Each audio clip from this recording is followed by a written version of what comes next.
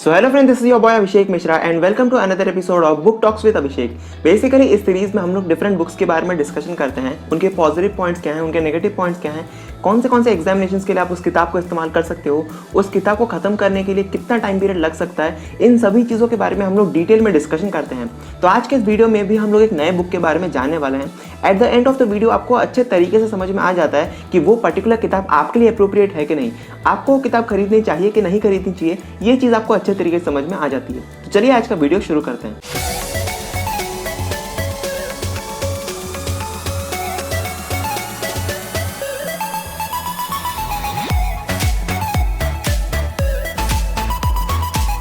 तो आज के इस वीडियो में हम लोग रिव्यू करने वाले हैं एमटीजी के एनएसओ और आईएमओ इन दोनों वर्कबुक के बारे में। तो अच्छे तरीके से हम लोग इन सभी चीज़ों के बारे में डिस्कशन करेंगे। इस किताब के कौन से एडवांटेजेस हैं, कौन से डिसएडवांटेजेस हैं, कितना टाइम पीरियड लग सकता है, अच्छे तरीके से हम लोग एक एक चीज़ के बारे में डिस्कशन करना शुरू करते हैं। आप में से ज़्यादातर बच्चे इन दोनों किताबों के बारे में अच्छे तरीके से जानते होंगे, तो भैया आपने एमटीजी के सिर्फ आईएमओ और एनएसओ के बारे में ही क्यों बताया? बिल्कुल सही सवाल है यार। एमटीजी कई सारे वर्कबुक रिलीज करता है, आईईओ यानी इंग्लिश ओलंपियाड के लिए, आईजीके हो यानी जीके ओलंपियाड के लिए, हर एक एग्जामिनेशन के लिए वो ओलंपियाड एग्जामिनेशन के वर्कबुक रिलीज करता है। लेकिन ज़्यादातर बच्चे आप में से एनएसओ और आईएमओ के लिए ही इंटरेस्टेड होंगे। ये सोच करके सबसे पहले मैंने इन दोनों को रिव्यू करने के बारे में ही सोचा। अगर ज़्यादा बच्चे इंटरेस्टेड होंगे, बाकी किताबों के बारे में हम लोग आने वाले वीडियोस में ज़रूर डिस्कशन कर सकते हैं। तो सबसे पहले हम लोग आईएमओ की किताब से ही शुरुआत करते हैं। तो बेसिकली ये एक सप्लीमेंट्री किताब के हिसाब से इस्तेमाल किया जाता है। किसी भी स्कूल में इस किताब को मेन टेक्स्ट बुक के हिसाब से इस्तेमाल नहीं किया जाता है। एडिशनली स्टूडेंट खरीदते हैं अपने डिफरेंट एग्जामिनेशन, कॉम्पिटिटिव एग्जामिनेशन के प्रिपरेशन के लिए। नाम से ही आपको समझ में आता होगा, एमटीजी का आईएमओ का वर्कबुक यानी इंटरनेशनल मैथमेटिक्स ओलंपियाड एग्जामिनेशन जो आपका एसओएफ कंडक्ट करवाता है, पर्टिकुलरली इस एग्जामिनेशन को ध्यान में रखते हुए ही आईएमओ के वर्कबुक को डिजाइन किया गया है। सिमिलरली आपका एनएसओ का वर्कबुक नेशनल साइंस ओलंपियाड जो आपका एसओएफ कंडक्ट करवाता है, उसको ध्यान में रखते हुए डिजाइन किया गया है। साइमल्टेनियसली मैं दोनों चीज़ों को कवर करते हुए जाऊंगा ताकि आपको समझने में काफ़ी ज़्यादा आसानी हो जाए। अगर हम लोग लेवल ऑफ डिफिकल्टी की बात करें, एनएसओ और आईएमओ दोनों के एमटीजी का वर्कबुक का लेवल काफ़ी ज़्यादा अच्छा खासा होता है। काफ़ी हायर लेवल के क्वेश्चन यहाँ पर आपको पूछे जाएंगे। नॉर्मल क्वेश्चन जो आपके बोर्ड एग्जामिनेशन में पूछे जाते हैं, उससे काफ़ी अच्छा खासा लेवल का क्वेश्चन यहाँ पर आपको देखने को मिलेगा। यानी लेवल ऑफ डिफिकल्टी यहाँ पर हाई ही रहने वाली है, कम से कम मॉडरेट से हाई के बीच में रहने वाली है। कई सारे क्वेश्चन आप डायरेक्टली देख करके भी सॉल्व कर सकते हो। साइंस के कई सारे क्वेश्चन आप डायरेक्टली भी देख करके सॉल्व कर सकते हो, लेकिन मैथमेटिक्स के कई सारे क्वेश्चन पर आपको दिमाग लगाना पड़ेगा, डेप्थ में सोचना पड़ता है, कई सारे नए कॉन्सेप्ट लगाने पड़ते हैं। इन सभी चीज़ों को यहाँ पर इंक्लूड करना पड़ता है। अगर हम लोग ड्यूरेशन के बारे में बात करें तो दोनों के दोनों किताबों को खत्म करने के लिए कम से कम आपको 8 मंथ से लेकर के 12 मंथ यानी 1 ईयर तक का टाइम पीरियड लग सकता है। यहाँ पर आपको एक चीज़ समझ में आनी जरूरी है कि यहाँ पर हर एक वर्कबुक क्लास वाइज होता है, यानी क्लास 10 के अलग वर्कबुक होते हैं, क्लास 9 के अलग वर्कबुक होते हैं। हर एक क्लास का डिफरेंट वर्कबुक होता है, डिफरेंट क्लासेस के डिफरेंट वर्कबुक होते हैं। इस हिसाब से आपको एक क्लास का एक पर्टिकुलर वर्कबुक 1 साल के अंदर खत्म करना जरूरी है। अगर आप क्लास 9 का वर्कबुक 9th में खत्म नहीं कर पाते हो तो वो 10th में कोई काम का नहीं रह जाएगा।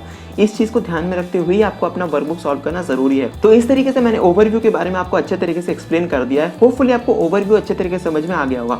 अब हम लोग कंटेंट के बारे में धीरे धीरे डिस्कशन करना शुरू करते हैं। अगर हम लोग कंटेंट के बारे में बात करें, आपके एनसीईआरटी के सिलेबस में जितने भी टॉपिक्स हैं वो सारे के सारे टॉपिक्स यहाँ पर आपको कवर करवाए जाएंगे। होपफुली ये पॉइंट आपको अच्छे तरीके से समझ में आ गया होगा। अगर आपके एनसीईआरटी के साइंस के टेक्स्ट बुक में 15 टॉपिक्स हैं तो यहाँ पर भी आपको 15 टॉपिक्स देखने को मिलेंगे। उन्हीं 15 टॉपिक्स को अच्छे तरीके से इलैबोरेटेड करते हुए यहाँ पर आपको क्वेश्चंस देखने को मिल जाएंगे। तो पढ़ने का तरीका हम लोग आगे डिस्कशन करने वाले हैं। इसके अलावा यहाँ पर आपको हॉट क्वेश्चंस यानी अचीवर सेक्शन जो आपका स्पेशली आईएमओ और एनएसओ में पूछा जाता है, उस टाइप के क्वेश्चंस को भी यहाँ पर इंक्लूड किया गया है। आप में से कई सारे स्टूडेंट्स अचीवर सेक्शन के बारे में डाउट्स पूछ रहे थे कि भैया अचीवर सेक्शन की तैयारी किस तरीके से कर सकते हैं। हमने लॉजिकल रीजनिंग की तैयारी कर ली, एवरीडे मैथमेटिक्स की भी तैयारी कर ली, लेकिन अचीवर सेक्शन काफ़ी ज़्यादा डिफिकल्ट हो जाता है। तो अचीवर सेक्शन के पर्टिकुलर क्वेश्चन यहाँ पर आपको देखने को मिलते हैं। अचीवर सेक्शन को आपको एक चीज़ ध्यान में रखना जरूरी है कि अचीवर सेक्शन बेसिकली आपके हॉट क्वेश्चन को ही कहा जाता है, जहाँ पर आपको थोड़ा ज़्यादा कॉन्सेप्ट का इस्तेमाल करना पड़ता है। उसी टाइप के कॉन्सेप्ट, उसी टाइप के क्वेश्चंस को हम लोग हॉट्स कैटेगरी या फिर अचीवर सेक्शन में इंक्लूड कर सकते हैं। इन पर्टिकुलर वर्कबुक में आपको सिर्फ और सिर्फ क्वेश्चंस ही देखने को मिलेंगे। यहाँ पर आपको कोई भी थ्योरी समझाया नहीं गया है, इसलिए थ्योरी के लिए आपको दूसरे किताबों को फॉलो करना जरूरी है। इन पर्टिकुलर किताबों से आप सिर्फ और सिर्फ एमसीक्यू की अच्छे तरीके से प्रैक्टिस कर सकते हो। हर एक एमसीक्यू के क्वेश्चन के यहाँ पर आपको हिंट और डिटेल सोल्यूशन दिए गए हैं, लेकिन वहाँ से आप अपनी थ्योरी कंप्लीट नहीं कर पाओगे। इसके लिए आपको सिर्फ और सिर्फ टेक्स्ट बुक को, दूसरी किताबों को फॉलो करना जरूरी है। थ्योरी के लिए आपको दूसरी किताबें पढ़नी है, एमसीक्यू प्रैक्टिस के लिए इन किताबों को फॉलो कर सकते हो। इसके अलावा यहाँ पर आपको प्रीवियस ईयर क्वेश्चन पेपर भी देखने को मिलेगा। प्रीवियस प्रीवियस ईयर के IMO के NSO के डिफरेंट ईयर्स के क्वेश्चन पेपर यहाँ पर आपको देखने को मिलेंगे, जहाँ से आप अच्छे खासे तरीके से टाइमर लगा करके बैठ करके इन चीज़ों को सॉल्व कर सकते हो। होपफुली ये सारे के सारे पॉइंट्स आपको अच्छे तरीके से समझ में आ गए होंगे। ये सारे के सारे पॉइंट्स इन किताबों के पॉजिटिव पॉइंट्स थे। अब हम लोग इन किताबों के कुछ नेगेटिव पॉइंट्स के बारे में भी डिस्कस कर लेते हैं। मुझे कुछ नेगेटिव पॉइंट्स फील हुए, उनको मैं मेंशन जरूर करना चाहूँगा, ताकि सारे के सारे बच्चों को अच्छे तरीके से समझ में आ जाए कि ये पर्टिकुलर किताब किस तरीके से डिजाइन किया गया है। मैं पर्टिकुलरली इन किताबों को कई सालों से फॉलो कर रहा हूँ, इसीलिए मैं अपना ओपिनियन दे सकता हूँ। तो सबसे पहला नेगेटिव पॉइंट आता है यार, इसका डिफिकल्टी लेवल आपको फील हो सकता है। आप में से कई सारे स्टूडेंट्स को ये किताबें डिफिकल्ट लग सकती हैं, तो पॉसिबिलिटी ये होती है कि कई सारे स्टूडेंट्स क्वेश्चन सॉल्व ना कर पाएं। अगर आपके पास कोई मेंटोर नहीं है, कोई टीचर नहीं है जो आपको समझा सके, तो ये किताबें आपसे सॉल्व नहीं हो पाएंगी। पर्टिकुलरली एक लेवल के बाद आप क्वेश्चन छोड़ दोगे, किताबें आपको बोरिंग लगने लगेंगी, आप सॉल्व करना छोड़ सकते हो। इसीलिए अगर आपके पास कोई टीचर है जो आपको समझा सकता है, चाहे वो स्कूल का टीचर हो, ट्यूशन टीचर हो, कोचिंग टीचर हो, कोई भी अगर आपको मदद कर सकता है, तभी जाकर के इस किताब को फॉलो करना जरूरी है। अगर आप खुद से इन किताबों को सॉल्व कर सकते हो, वेल एंड गुड। लेकिन अगर आपको बहुत ज़्यादा डिफिकल्टी आ रही है, इन किताबों को आप सही तरीके से इस्तेमाल नहीं कर पाओगे। इन किताबों को पर्टिकुलरली सॉल्व करने के लिए आपके बेसिक कॉन्सेप्ट क्लियर होना बहुत ज़्यादा जरूरी है। मुझे ये पर्टिकुलर पॉइंट काफ़ी ज़्यादा नेगेटिव लगा, इसीलिए मैंने इस चीज़ को यहाँ पर मेंशन कर लिया। अब एडिशनली कुछ पॉइंट्स में मेंशन करना चाहूँगा। सबसे पहला पॉइंट आता है, आपको इन किताबों को किस तरीके से फॉलो करना चाहिए।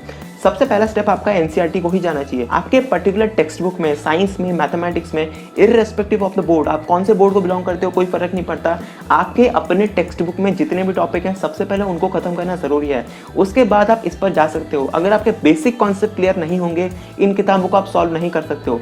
फॉर एग्जाम्पल मैं मैथमेटिक्स का समझाने की कोशिश करता हूँ। मैथमेटिक्स में सबसे पहले आपने NCERT को अच्छे तरीके से कंप्लीट कर लिया, उसके बाद आप RD शर्मा पर जा सकते हो। RD शर्मा और NCERT को मिला करके आपकी थ्योरी अच्छे तरीके से कंप्लीट हो गई, आपके बेसिक कॉन्सेप्ट अच्छे तरीके से क्लियर हो गए। उसके बाद आप IMO के MTG के वर्कबुक पर जा सकते हो। यहाँ पर आपको कई अच्छे खासे लेवल के क्वेश्चन देखने को मिलेंगे। अगर आपको फिर भी समझ में नहीं आता, आप किसी टीचर्स को पूछ सकते हो। आपके सारे के सारे डाउट्स अच्छे तरीके से स्टेप बाय स्टेप अच्छे तरीके से क्लियर हो जाते हैं। सिमिलरली आप NSO की किताब को भी अच्छे तरीके से कंप्लीट कर सकते हो। NSO को किस तरीके से टैकल करना चाहिए, IMO को किस तरीके से टैकल करना चाहिए, इनके ऊपर मैंने अच्छे तरीके से स्ट्रैटेजी वीडियो बना रखा है। आप इन दोनों वीडियोस में जाकर के देख सकते हो, आपके सारे के सारे डाउट्स से जरूर क्लियर हो जाएंगे। लिंक आपको नीचे डिस्क्रिप्शन बॉक्स में मिल जाएगा। अभी आई बटन पे क्लिक करने पर भी उस वीडियो का लिंक मिल जाएगा।